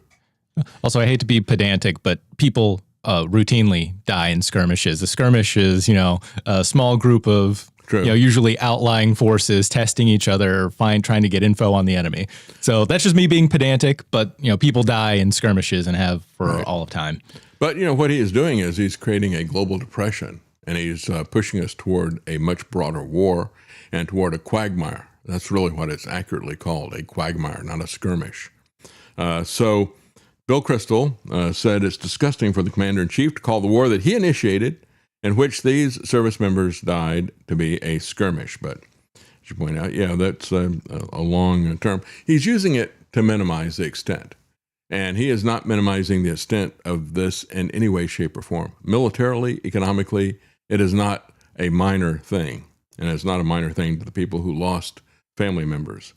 And so one person says, well, it's gone from being called a little excursion to now being called a skirmish in a war that had already been won 33 times. Donald Trump has told us that he won this war 33 times. So is it a skirmish? And what does he think these soldiers died for? Call me crazy, but I prefer a war you only have to win once, That's right, yeah. What did they die for? Did they die for Israel? No, Donald Trump gave us another reason of why they died. They are indeed great heroes, actually. They said, all of them said very strongly, we cannot let Iran have a nuclear weapon. They won't have a nuclear weapon. All of them, all the ones who died, said very strongly, we can't allow Iran to have a nuclear weapon. Now, do we even need to unpack that for you? All of them said, I'm here to stop Iran from having a nuclear weapon. I will lay my life down for this. They were there because they were ordered to go there by him, by the guy who said that he had destroyed their nuclear weapon, by the guy who said, well, I could go get the dust, but it would just be a PR event. It's just amazing to me how he lies and jumps from one lie to the other. It never stops, does it? Well, he said they're being degraded so seriously that they let something slip through in Jordan. He blamed the attack on the people in Jordan. He said, we've trained some operators there, and they didn't do a good job. We let other people do the job, and sometimes that doesn't work out so well. So it's not him. It's not his vanity. It's not his ego politics. It's somebody who screwed up on the ground. So no one ever cares about the children and the civilians that are there, that are being killed in a country that did not attack us. Trump and the American public, basically, he doesn't care about that. They don't even care about our military dead. And Thomas Massey is right. The only thing they care about is their pocketbook. Well, here's what that might look like. When we look at a similar situation in Ukraine and with Russia, you would have thought that might have learned something from that, right? They just looked at it and said, Russia's weak. We are so strong, we're not going to have that kind of a problem. And yet what is happening right now? This back and forth, tit for tat. They're attacking each other's infrastructure. They're attacking each other's power supplies. Now you've got Iranian drones attacking what is the equivalent of Russia's Amazon. It's a large online retailer operating out of Russia, and they have 10 gigantic warehouses and probably a lot of other smaller ones, but of their really large warehouses, of 10 of them, half of them have been destroyed in the last week with drone attacks. And when you stop and think about this, the days of superpowers are really over. Russia didn't learn that lesson. America didn't learn that lesson from watching Russia. And America still hasn't internalized that lesson, and neither has Russia. Neither of them are trying to have peace. And yet the reality is that asymmetric warfare and drone warfare has basically taken away that advantage.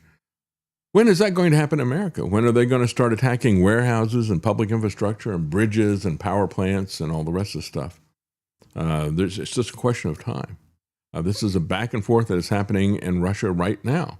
When you have a situation, folks, and we've seen this on the front lines, you've seen these horrific videos. It looks like something out of a war film or a sci-fi film or something, where you got a soldier that's being chased by a suicide drone. You see the horrified look on their faces as the drone gets closer and closer, and then the video goes blank, knowing that it's blown this person up. But they do that with tanks. The tanks were putting, you've seen the pictures of the tanks, they put these big screen structures. It makes them look like a traveling piece of junk. It looks like they hit a chicken coop or something, right? As they were cutting through the countryside. But they put these structures up above them to try to protect them, because even the armor of a tank doesn't protect them from these suicide drones. So they put that there so that that would detonate the charge and put a little bit of space between the charge and them to try to help them survive. Now, let me ask you, are you going to be able to protect your data centers, your power centers, your bridges, or your presidents against that kind of attack? I know he's got the beast and all the rest of this stuff, but can he withstand a direct drone hit with that? The tanks can't. So this new drone warfare, one of the reasons that this is dragging on like this is because the warfare has changed because of the drones.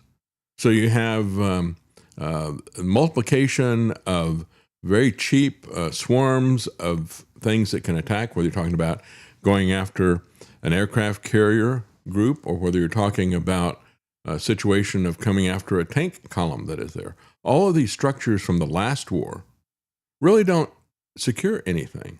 And this is why you see the fear and paranoia in terms of we got to have a ballroom with an underground bunker and all the rest of this stuff. And yet they won't do the obvious thing. They won't pull back and stop their wars. They won't stop their wars. They won't stop their assassinations. They won't stop their coups. They continue on and figure that they can probably arm themselves better than the opponent can. Meanwhile, Iran declared that U.S. radars suffered a, quote, dark night of missile strikes. Again, Ukraine and Russia can't defend tanks or infrastructure. The U.S. can't defend its military bases. This is the reality. And as they pointed out, they said they described the attacks as a radar suppression campaign intended to clear the way for more decisive and heavier waves of missiles to come. There is a strategy to what they're doing. As a matter of fact, there's an excellent book called Bombing to Win. And he pointed out that people who have focused on bombing civilian populations, it always backfires. It galvanizes support even for an awful government like the Iranian government. It galvanizes support amongst the civilian population. They see them as their only means of defense.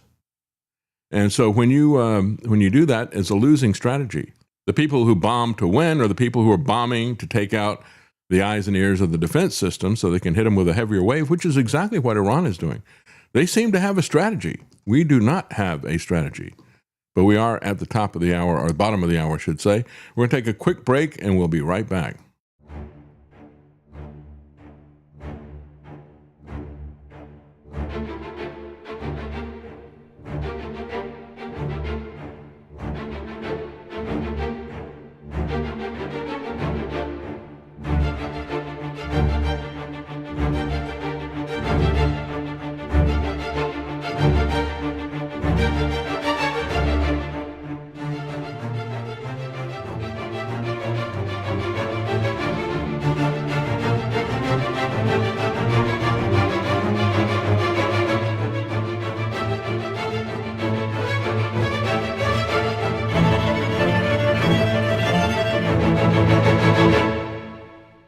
You're listening to The David Knight Show. In July of 1896, exactly 130 years ago, I warned this great nation of the government's plan to crucify mankind upon a cross of gold. Of course, that was before they started to bleed us dry with the death of 1,000 fiat paper cuts. But after you bought every single commemorative David Knight Show coin in gold color, the podcast's gold reserves are depleted. They issued 100 numbered gold-colored coins and declared the mint closed. The people cried out, "Free silver!" Well, the likes of J.P. Morgan can't stop this all-new commemorative coin. Now in silver color, while supplies last, this commemorative coin does not contain precious metal, but does keep the show on the air, equal to the gold color. This limited run is numbered 1 to 100. Get yours today at thedavidknightshow.com. Hurry, because supplies are disappearing quicker than the purchasing power of the dollar. All right, welcome back, and I want to cover some of the comments here. Dougald, thank you very much for the tip. He says, thank you, David, Lance, Travis, and Karen. Let's all remember to hit the like button. Yes, thank you for that tip as well. I do forget to tell people that. We're not very good at promoting ourselves. That's right. It helps the program's visibility quite a bit. So thank you, Doug Lugg, for reminding us of that, and we need to be reminded. And real Jason Barker, again, Knights of the Storm. Good to see you, Jason. Thank you for the tip, as a matter of fact. He says, great to hear cities are deflocking, but the cameras often stay and continue to collect data, which has been shown to be accessible by federal agencies. They store it all on Amazon data centers. You're absolutely right. And this is the other issue. You know, when you look at what is going on, again, coming from the federal government, coming from the Trump regime, they have worked very diligently to remove what they call data silos. They do not want to have any division where one jurisdiction or one level of government has got some information that is not accessible by all. So they want to have one common database. This is a Palantir approach. They want to have everything into one giant stack that is searchable. That's one of the reasons why they're building these data centers that are there.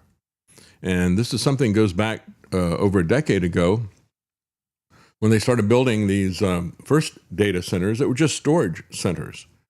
They built a giant facility out in the middle of the desert using massive amounts of water and electricity in Utah, Bluffdale, Utah, about 2012 or 13 or whatever. And I remember when I talked to William Binney about it, you know, he's saying, yeah, they're just storing everything right now. He said, we don't really have the computing power to be able to sort through all this stuff and make sense of it yet, but they're just storing it for the day when we do. Well, now that day is here. And so the very last piece of the puzzle is to have the data centers that give them the electrical power to do it, but they do have the computing ability to go through and sort through this stuff. That's what Doge was all about, really. And it was kind of frightening when you look at it. I knew that it wasn't really going to effectively shut down the government's spending in any meaningful way because there's too much of it that is mandated. I mean, you have the big defense bill, then you have the government mandated spending and the unfunded mandates, actually, of Social Security and the welfare state. So you have the warfare state, the welfare state. So much of this stuff is mandated by law, and there was nothing that he could do about it. If you look at the part that was not mandated by law, it was a tiny fraction of the amount that they said they were going to be able to save with Doge. But what we did see with Doge, and what we've subsequently seen in terms of going after Trump's political enemies, is they have the ability to go through these databases with a fine-tooth comb, and they can literally find that needle in the haystack. I remember when we were trying to get information in North Carolina, when I was involved with the Libertarian Party, we were trying to sort through and find some of the things that they were spending money on, particular things. We asked them for some information. Rather than giving us anything that was meaningful, they, I would say that they maliciously complied with our request. And I say they maliciously complied because they gave us so much data we couldn't sort through it. And so that's one way to hide things, right? You put the needle in the haystack. Well, there's no way to hide anything that way anymore, not with the data centers. It can sort through that. You can go through the real estate history, as we saw with Pulte there at the Housing Authority for Trump, doing research on Trump's political enemies and going back through all their real estate transactions for a very long time. I said, well, you know, in this particular real estate transaction, you said that this is going to be for your own personal use, but you never lived here. And he was able to do that very quickly, and he bragged about the fact that he did that with AI. That's why he's now being put up to take Tulsi Gabbard's position. He's more than willing to use the power of the police state on Trump's personal enemies. That's a key thing right there. So Jerry Alatalo has questions for Tony. Tony's not going to be joining us today. He will be joining us again, though, on a regular basis, but today he couldn't do it. He said, please ask Tony if he agrees with the number one root cause of the Iran war is that Islamic law strictly prohibits usury. Thank you very much. Well, I don't know what Tony would say about it. I would say that the number one cause of this Iran war is the Greater Israel Project. They've made no bones about the fact they want people's land. And when I've shown you the pictures of what the settlers are doing, the settlers are Zionism in a microcosm, right? It's an individual acting this out just one-on-one with people. What they do, and they go on, they point guns at people and say, you're going to leave here, or I'm going to shoot you right now. You're going to leave your farm. I'm going to take your farm. This farm is mine. We've seen this played out over and over again. You can see these videos over and over again, and they're disgusting. But that's exactly what the Greater Israel Project is. And, you know, when Tucker asked Mike Huckabee about that, he goes, yeah, sure, God gave that to them. Take it all, right? No, God did not give that to them. They were chosen by God to have the oracles of God through them. But he also promised them that they could live on that land, but he also promised him that he would throw them out if they rebelled against him. And they not only killed the prophets, but they killed his son when he came. And they are not on the land. And yet it is kind of interesting, the misunderstanding about this that I see from so many people. Here is one report that I came across. I'm not going to play the full thing. I just wanted you to see the premise of this guy's report. He said, you may not understand what this conflict is really about, but at its heart, it's really religiously based. And I guess you could say that. I mean, if you have the religion of Moloch, where you will sacrifice anything and everything for money, the love of money is the root of all evil, and that can become a religion for people. Money and politics can be. But he said, they're all talking about this third temple. And if you look at Islam and Judaism and Christianity, they're all talking about the third temple. Israel has to wage her big war and make it appear as though she was only defending herself. If it was That's up to Islam. me, the last time when they shot hundreds of missiles, I would pretend that one missile came from Iran and shoot it down. Then all the Arabs will go against Iran and it will be the end of the problems. You make them fight with each other, this bunch of lunatics. This happened on the Temple Mount in the city of Jerusalem. This is the place where King David captured Jerusalem from the Jebusites and made it the capital of Israel. And that happened. I'm sorry, I got to turn this guy off. I can't watch John Hagee. That guy is a traitor to Christ and to the United States. He should register as a foreign agent for Israel. He holds church services with Israeli flags on the podium, and he has Israeli political officials there. Come on. If you want to do that, you can do that. Don't call it a church. If your religion is to worship a foreign government, if your religion is to worship a foreign government that's in the middle of a genocide, that's on you. Don't put it on Christ. He has nothing to do with that. He repudiates that completely. And so I reject the idea that that is Christian theology. It is not Christian theology, one aspect of it. As a matter of fact, when you get the theology wrong, you start to get horrific fruit like that. That's the bottom issue. So he's saying, yeah, we got three religions who are looking for a third temple. No, we're not. Christ is our temple. Christ is our temple. He even said to them, and that's one of the things they brought up. He said, destroy this temple, and in 3 days I will raise it. And we are the building stones of his church. He is the foundation, and we're the living stones that are built on top of that. Stop making this about an ethnic group. Stop making it about a political entity. That is adamantly opposed to everything that Christ taught.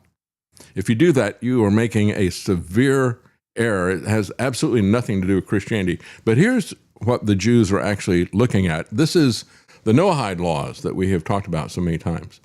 And you look at the Noahide laws, and it looks like just a reduced version of the Ten Commandments when you first look at it. And yet, the way they interpret this, the very first one is that idolatry is a capital offense. And they believe that if you are a Christian and you worship Christ, you are an idolater. And here's how this works out. That is the godly thing to do. We respect one another. The godly thing to do is to kill you. The godly thing is to kill me. That's right. Yes? That's what the Torah says. The Torah says to kill us. The Torah says that people who worship idols such as yourself, when there is a Sanhedrin, to kill us. Yes. Okay. That's what the Torah says. So we know how the Jewish people feel about Christians, yes? That you discriminate against Christians. Christians are idol worshippers. You discriminate against Christians. The Torah Christians. says that Christianity is idol worship. Yeah, that's why they spit on Christians in Israel, why they will take their land, why they will kill them. And that is not what the Torah says.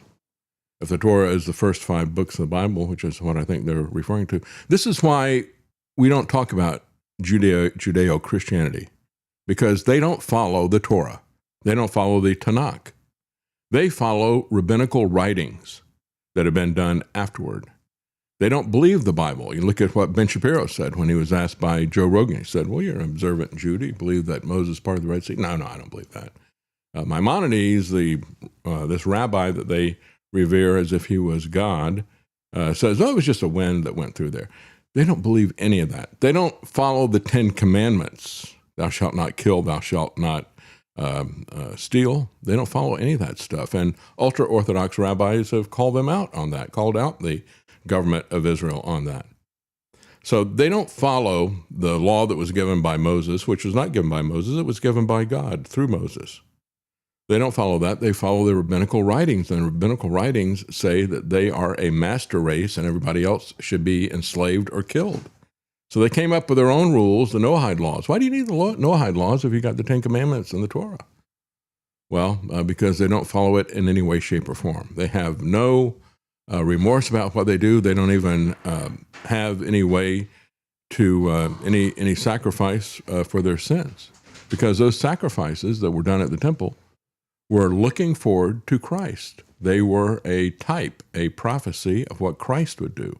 That work has now been completed in Christ. There's no need for another temple. He is the temple.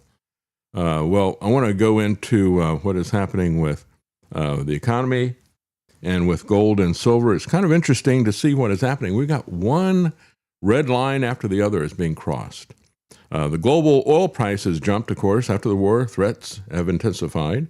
And so we see this, the price of oil in terms of barrels of oil, we see that going up, going down based on what Trump is doing or what Trump is saying. Yet Goldman Sachs is warning that oil could soon reach $120 a barrel because of the crack spread. What is that about? Well, that's a very interesting metric that I'd not seen before. When you talk about the crack spread, that is the process, they said, works like this. You have refiners who take in raw crude oil, the price mostly referred to in the headlines. That's when they talk about a barrel of crude oil. Then they crack it into usable petroleum products, right? They split it into different things. They split it into gasoline. They split it into diesel. They split it into jet fuel.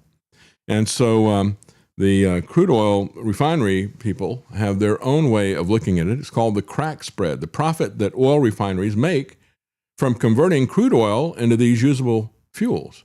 That's called the crack spread. So that's basically the profit margin for refining this stuff, if you want to look at it that way. Prior to the war, this crack spread was usually about $10 to $15 a barrel. This week, however, it reached $70 a barrel. Think about that. If the crack price is $70 a barrel, that's more than the entire price of the barrel of oil was in the past. Well, everybody's been watching crude oil, a very different oil measure, one that arguably matters a lot more for the price at the gas pump, has never stopped climbing once Trump and Netanyahu kicked off this war of choice.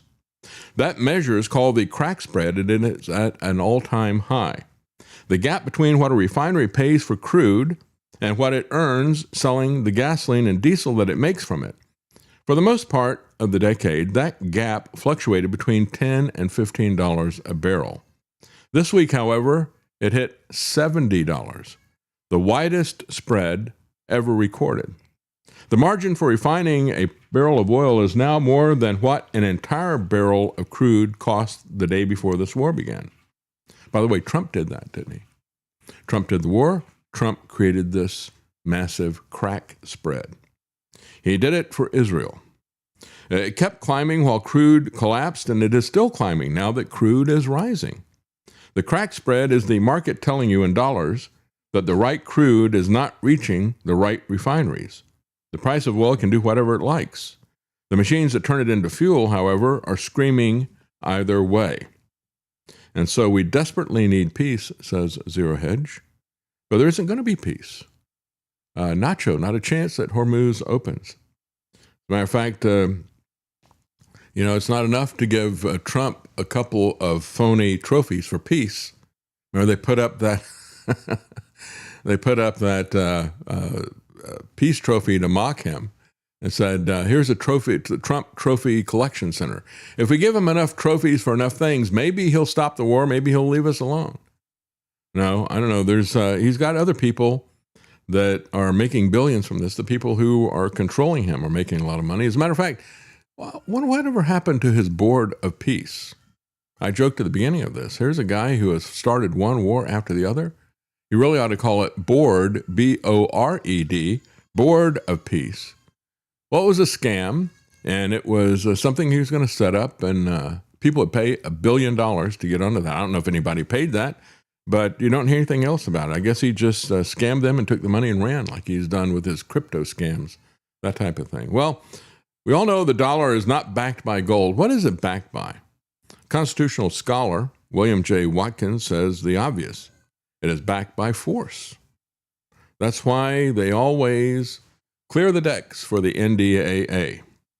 As a matter of fact, when you look at what is happening to the purchasing price of the dollar, the inflation that is being hit, just remember the other day I was talking about how the price has gone up since 2020 when Trump started throwing monkey wrenches into the supply chains and the global economy with the fake pandemic. A basket of food at Target has gone from $60 just over $60 to over $150. We're talking about 2.5 times as much for food than pre-pandemic. It kicked off a recession and inflation that we still not recovered from. Now this is the second hit that Trump has taken at the piñata, isn't it? It's going to bust open.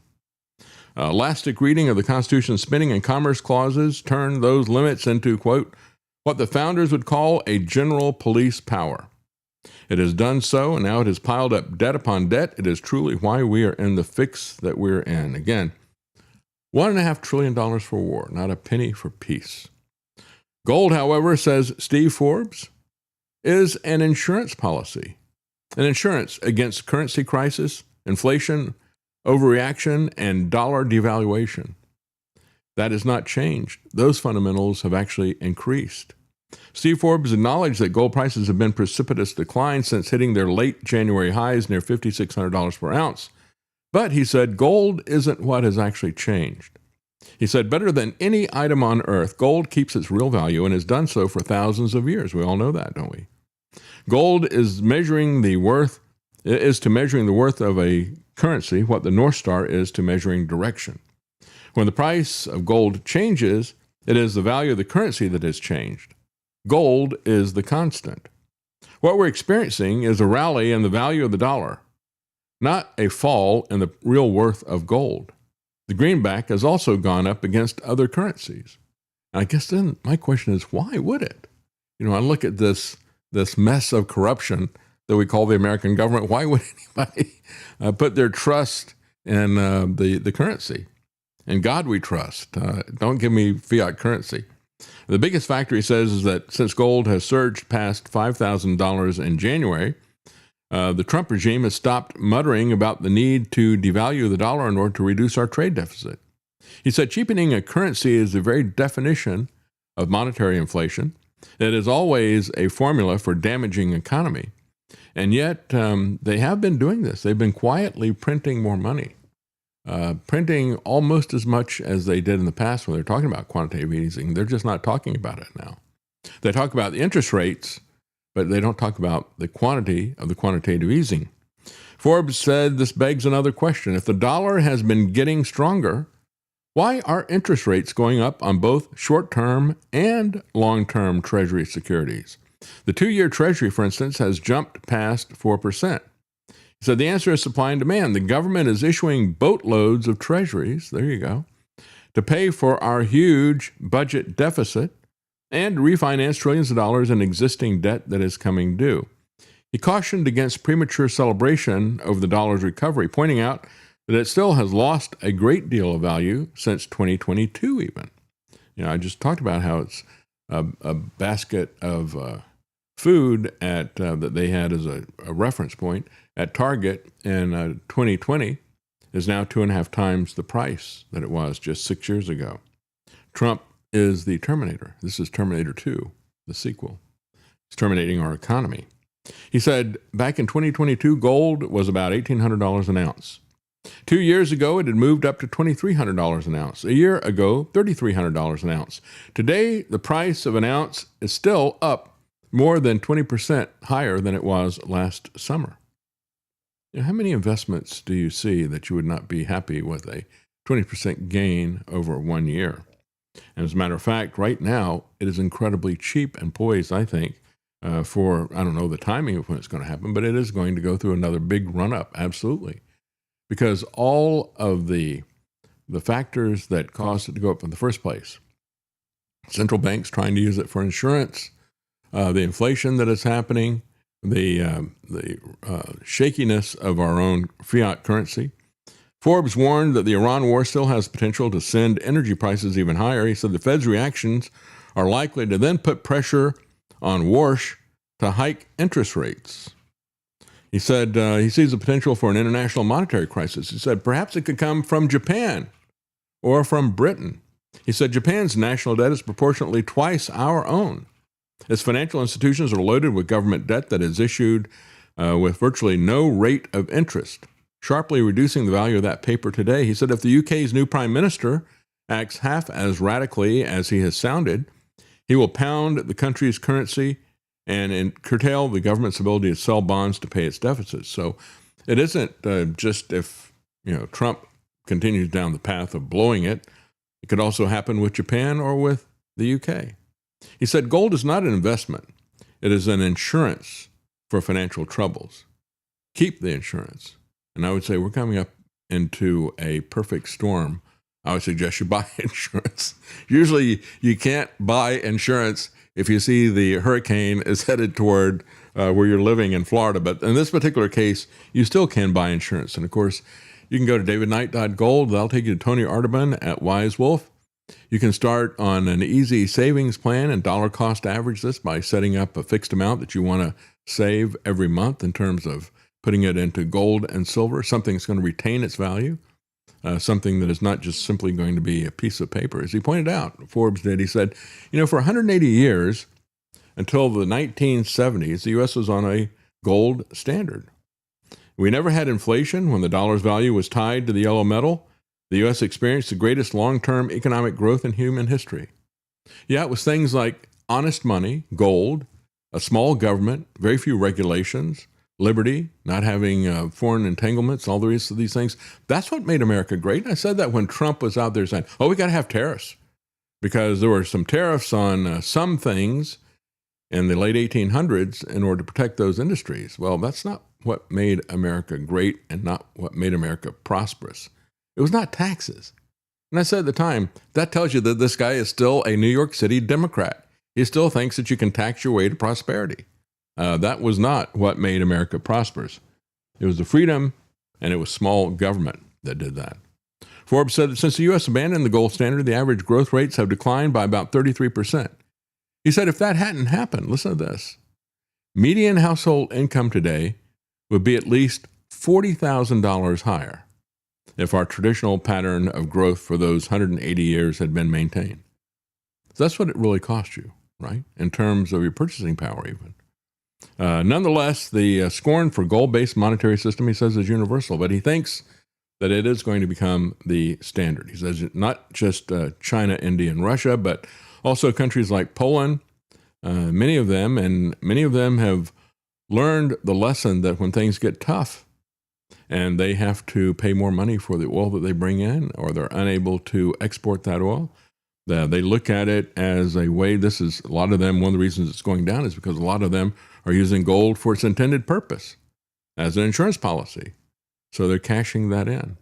Meanwhile, we have the Fed's favorite inflation tracker is going to get an overhaul, just as they're looking at the interest rate hikes.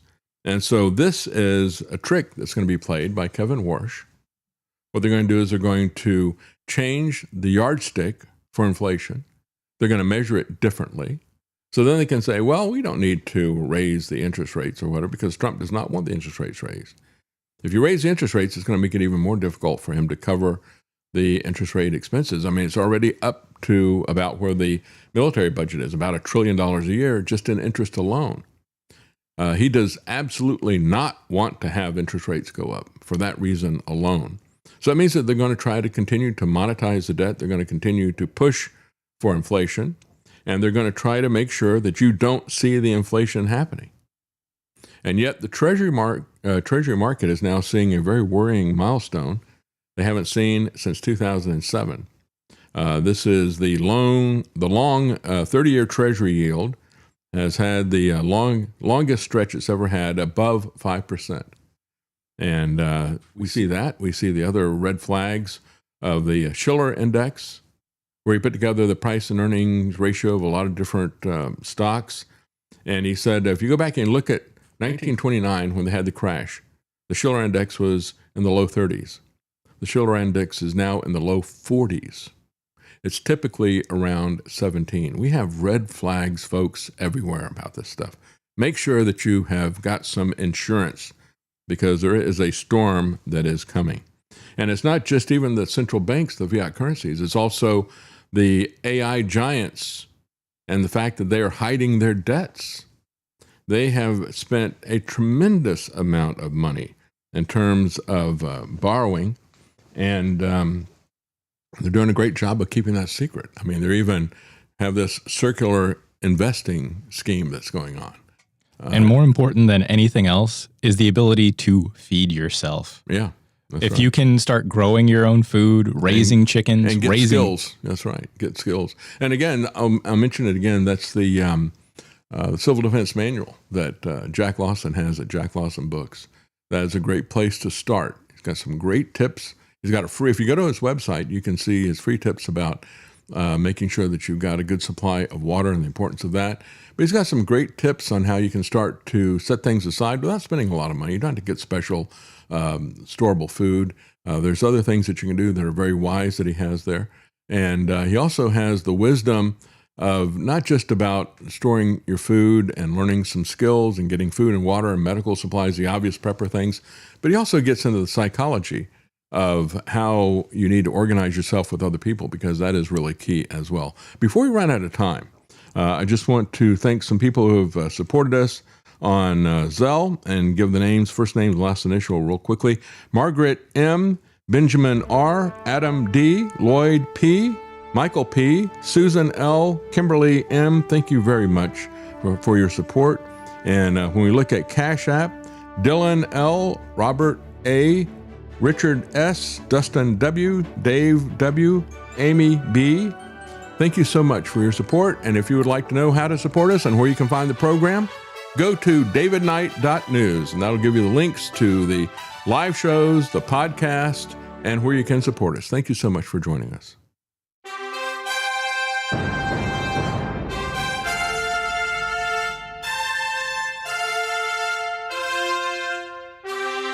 The Common Man. They created Common Core to dumb down our children.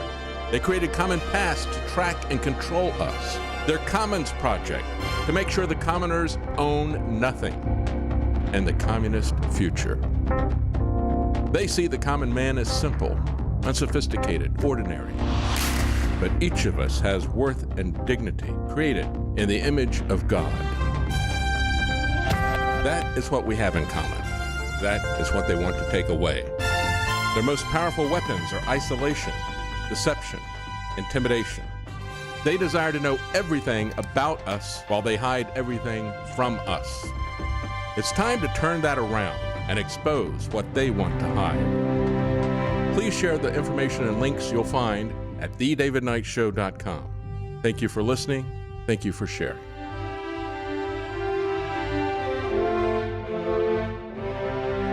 If you can't support us financially, please keep us in your prayers. thedavidknightshow.com.